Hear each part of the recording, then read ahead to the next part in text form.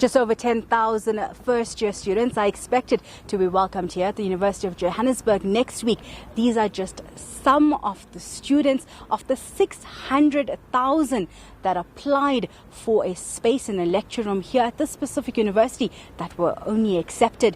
This is one of the perennial issues that we have in South Africa, where there's a limited space when it comes to first-year students at public universities. It's an issue not just here at the University of Johannesburg, but across the board. And while South Africa celebrated a very historic pass rate when it came to the bachelor's pass this year, it seems that the number of first-year applicants are still staying the same. We've been having a conversation throughout the day with various different stakeholders here at the University of Johannesburg, speaking with the Vice-Chancellor, the Registrar. We also reached out to some social activists, specifically looking at youth unemployment. And now we want to bring in the SRC here from the University of Johannesburg, the Central Office, specifically in academics. I want to find out from you. We've heard from the Registrar, we've heard from the Vice-Chancellor that they had almost 700,000 first-year applications, but they can only take 10,000.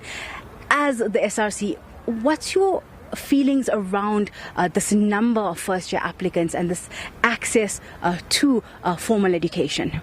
No, thank you for the question. My name is Luhumo Dwakwan, as you had stated. So our feeling with the 700 applications that have been received by the institution, firstly, we feel like dealing with access to institutions of higher learning, the University of Johannesburg has free applications, of which we applaud them for.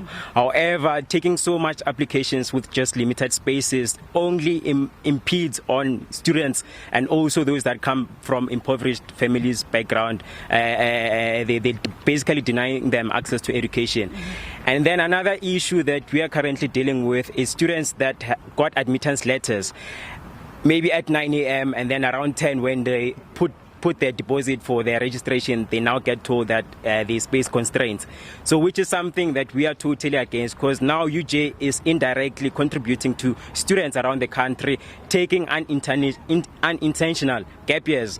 And then also, we also raised it in a meeting that we had yesterday, that as much, because they said that there will be spaces that will be opened up. And then we raised the issue of how about those that were initially admitted and then lost their space because they were not able to register at that time, they were told of space constraints. How about they now prioritize them as and when they come? And then they said that it's an unfair process, then they are currently working on the list. So that's what our position is right now. That can those that at least were rejected then due to space constraints be admitted, given a chance, because initially they were admitted. So can they be given that chance again? We know another barrier to access for specifically higher education is funding and NSFAS. And even though there's been much growth in that, there's still an issue of those that are unable to register, re-register, or even graduate because of the backlog of finance. As SRC, what are some of the steps that are taken to assist those? Okay, so as the University of Johannesburg, SRC, we have an initiative and program called the SRC Trust Fund, which is currently going on right now. So the SRC Trust Fund covers the registration fees of all admitted students that are enrolled for or admitted for a curricular course. So currently we have received more than 5,000 applications for students that need assistance with the SRC Trust Fund, and we're currently in the process of assisting them and unblocking them to register.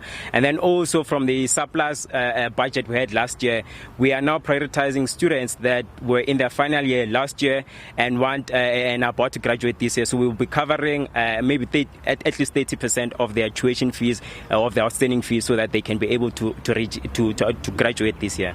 Yeah. We also know there's an issue in South Africa of space, which we've spoken about in traditional universities, but also at TVET colleges. What are some of the other alternatives that youth can look at when they're looking now for a path to go on and for education to ensure that they get employment?